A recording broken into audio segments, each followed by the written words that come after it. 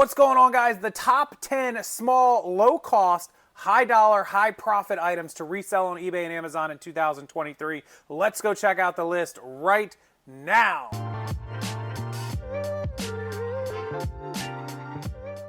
Yeah, what's going on, everybody? I got asked to recreate one of my most popular, most viewed videos on YouTube. I'll pop it up there. I think it has like 350,000 plus views. It's from like 6 or 7 years ago.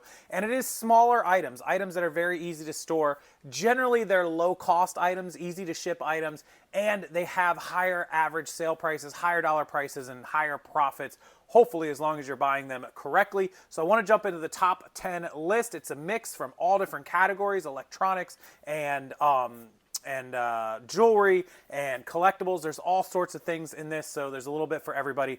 I don't want to keep you guys too long on this video, so let's jump in and check out the top 10 items that should be small, easy for you to handle, ship, and low cost with higher profit margins. Number one is, of course, going to be one of my favorites. It's what I sell the most of, and I can bring you right on over here in my garage and show them to you. It is remote controls: TV, DVD, Blu-ray, CD changer, audio, video, combo player remotes. They are all good in their own way.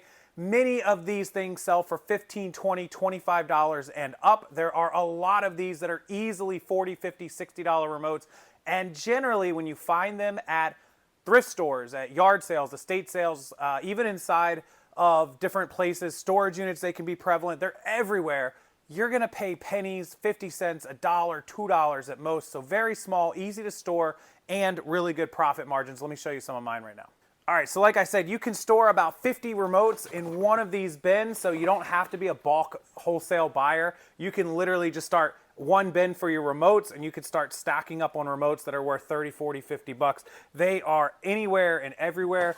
I mean, you could have remotes like this right here that might be worth $30, probably paid like 50 cents or $1 for this one, and you could store tons of remotes in one bin or even two bins. You could have almost 100 remotes as part of your inventory, and if you get really good at them, you find some sources, you start looking for them, you can store 1,000 remotes in one garage-sized storage shelf and do really, really well on these things. All right, number two is vintage postcards. I'm going to pull down some of these for you guys and show you just what I'm talking about. These things can be bought in bulk. In fact, I sell them in bulk, linked below, but you can buy these things at almost any thrift store. They usually have collections of them. A ton of estate sales, garage sales will have them. Flea markets are prevalent, they are well known, and you can store, I think there's 300 in this one bin, so you can see how easy they are to store. They're very easy to ship, 63 cents with eBay's standard card shipping. A lot of postcards are only worth a few dollars, but there are tons of postcards that are worth 15, 20, 25 and up. If you get the actual photo postcards, they're called like RPPs, you can get 50 bucks plus for those, and they're very, very easy to find, and they are very, very easy to store, ship, cheap to ship. And if you're buying them in bulk or buying them even in lots or boxes that somebody's selling off, you can be into them for pennies. So number two, vintage postcards from the early 30s, 20s, 1800s, even better, all over the world. I sell hundreds and hundreds of postcards, and they make me on average like 500% profit or more. Number three, one of my favorite things to sell, and something I used to primarily only do. At one point, I had almost 3,000 of these active, and it's video games and video game controllers, like these Wii remotes that I have going on here. I got a bunch of them, tons of video games, whether it's Nintendo vintage, Super Nintendo, N64, Game Boy Advance, all that stuff, all the way up to new age PlayStation 4, PlayStation 5, Xbox 360, even Xbox One. All these games have some form of value, some of them a lot more than others. We're talking the Marios, the Zeldas, the Pokemons, the RPG games, the Final Fantasies. Those are all valuable games, along with all the accessories, whether it's the audio video charging cables, the power cables, the controllers are almost always worth some good money.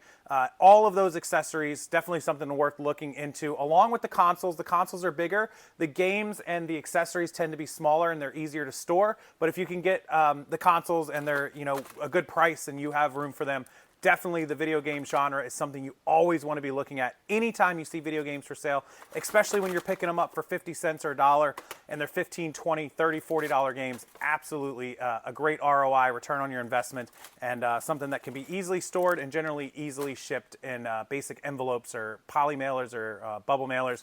Very, very good items to keep an eye out for. Now, number 4 isn't a big one that I sell, but I have a very good friend that sells a lot of it, and a few of you that contact me and reach out that also sell a lot of it, and it is vintage and rare perfumes and colognes and body spray. Since I don't have any of it in stock, I don't really sell it. I'll just pop up some sold listings and some other ones that you guys can see. These things are absolutely crazy, like old Bed Bath and or Bath and Body Works ones that are out of stock. They don't make them anymore. Victoria's Secret stuff like the Love Spell that they don't make anymore. Any kind of vintage Chanel that is real, make sure it is authentic. You do not want to get sued by Chanel. Check out my other video on that. And anything like the old Aquadagio is, you know, that kind of stuff, Jean Paul Gaultier, all that stuff can be really, really valuable. Again, I'll put up a screenshot for you guys to check out, but never, ever turn your nose up at that. Look it up if you see it at a thrift store, an estate sale, yard sale. Even if it's missing some of it or halfway even, you can sell that stuff. That might be like, if it's a full vintage bottle worth $200 or $300, and if somebody can come up with a half a bottle of it, they'll give you $75 or $100 for it. I see it all the time. Go check out Solds on eBay. You won't believe when I'm telling you that people buy and sell this stuff half full. Number 5, you guys know that recently I've been selling a lot of sports cards and trading cards, Magic the Gathering, NFL, NBA, you know, and Major League Baseball. I have here Cal Ripken, Shaquille O'Neal, Jerry Rice, Chipper Jones, Hideo Nomo, all kinds of that stuff right there. And also a lot of Pokemon cards, which are hot. They still are, even if they're not as hot as they used to be. So this is a pretty good section of cards right here that I have with Eddie Murphy. Ken Griffey Jr. rookie card is in here. So this binder, it doesn't have a lot in here, but there's probably a couple grand worth of cards in here. So again, very small, easy to ship with eBay standard shipping. If they're over $20, you can still ship them first class, protect them, top loaders. We have the whole setup here, and we are selling a lot of postcards, and we're selling a lot of sports cards and trading cards, which we still have hundreds of thousands of them to get up. We've just been very, very busy with a lot of stuff. We will get to them, we will sell them, but they're very good, and they're found almost everywhere at yard sales, garage sales, thrift stores, etc. But make sure you educate yourself, make sure you look them up, make sure you know how to tell the ones that are worth money, the ones that are not worth money, and don't get yourself in too deep, and you should do pretty well on those. All right, number 6 is one that I sold for a lot of years. If you come across any kind of board games, this is old school retro Buck Rogers, Heroes Quest, Betrayal at House on the Hill, Horrified by the Monsters game. There's all kinds of Risk, some of my favorite games up here. These action figures and game pieces, these two are out of Heroes Quest. It's the Barbarian and the Dwarf. Those are probably $15, $20 pieces each. If you have the whole set or collections of them, you could sell some of these pieces for $30, $40, $50 for sets of them. $10, $15, $20 each, and you can see just how small they are, how easy they would be to store, to ship, to catalog, and to take care of. You don't need the whole entire game to sell pieces of it off. There's always people that have to complete games. For example, my Heroes Quest, I was missing a few pieces. I went on eBay. I needed like 4 or 5 pieces. I ended up spending like 50 or 60 bucks on those 4 or 5 pieces. One guy had an entire store with all kinds of replacement pieces. He had tens of thousands. I bought it all off of him. He got 50, 60 bucks for pieces that he was probably into for almost nothing. So game pieces that replace pieces that people are missing, very, very important and very valuable sometimes. For number 7, we're gonna film somewhere that I don't usually film in. You guys probably, most of you have never even been in here. We're in my master bathroom. Why are we in my master bathroom, you ask? Well, good question. Just happens to be where my fiance Kate has her hats. She wears hats, I don't, but hats are an amazing thing. Things like snapback hats, things that are cool, vintage, new age, Nike, Masters, golf. She wears a lot of hats. Sports teams, usually these can be picked up at garage sales, yard sales, estate sales, things like that for like $1, $2, and you can sell them for 15 or 20. A lot of them will sell north of 20. Again, I'll bring you into her master closet here, and she really does wear a lot of hats. She has a ton of hats, but they're really good value. We bought 1,800 hats from a lady. I've since bulk sold them all, but they were selling for anywhere from $20 to $25. A lot of them, some of them 15, some of them 10, but they're really easy to store, really easy to ship, and you can make good money on them. So hats are a really good item. I know a lot of people always ask, do I really collect Robert Graham shirts? While I'm in here, I might as well show you guys. Yes, I really do. In fact, I just dropped Robert Graham's. That's a Robert Graham polo. You can see it.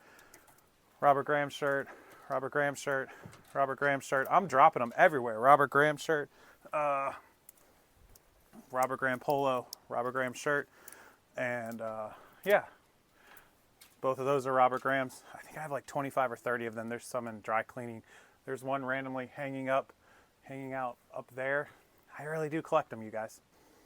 All right, number 8, we'll stick here. It is jewelry. I know a lot of you guys sell gold and you sell costume jewelry and you sell all sorts of necklaces and stuff, sterling silver, things I don't know a lot about, but there is one piece of jewelry I have flipped a ton of. I do collect some of them. I do have some nice ones, some average ones, and it is a really good reseller if you learn the market. It is watches. Now, I wear a smartwatch almost every single day, but I do have some decorative and go out, nice dinner type watches. Let me show you what I'm talking about. So this is one of my watch boxes. I have a couple actually. This is a Burberry watch. It was probably around $1,000 if I remember right, $950 retail. Resale value on this watch is probably in the 500 range. It's in great condition. I have the boxes, everything with it. Maybe 400. I don't know, somewhere in the couple hundred range. At least 300 or 400, I would guess I would sell this for. If you could pick this up at a a yard sale or somewhere for 100, an estate sale for $100 and flip it for $300 or $400, you'd be doing pretty good. This is a Movado Bold. This one was probably in the $600-700 range when I bought it. It's probably only worth about 150 or $200 right now. But again, you pick it up for $50 somewhere, you can flip it and make some money. Kenneth Cole, Belova, all watches that were a few $100 when I bought them. This is I believe this is Kenneth Cole as well. Yep, this one, you can see all the internals on it. This is an Invicta watch. So these watches all, just G-Shock watch was probably a few hundred when I bought it. So all these watches, if you could pick them up for $25, $50, $40, $30, $50 and sell them for 100 or 150, you could make a really good profit. And as you can see, this box, just this one little box holds 1, 2, 3, 4, 5, 6, holds 12 watches if I wanted it to. And yeah, so you could store watches pretty easy. You could store 50 watches if you had them in stock. Really, really easy and make some good money. So watches are definitely a market you want to keep an eye out for. For number 9, I don't have any in stock because I sold them all in bulk last month, but it's action figures. I will go ahead and pop up a screenshot here with some eBay solds to give you an idea of just a few. But action figures like Marvel and DC and all that sort of stuff, especially vintage, obviously G.I. Joes.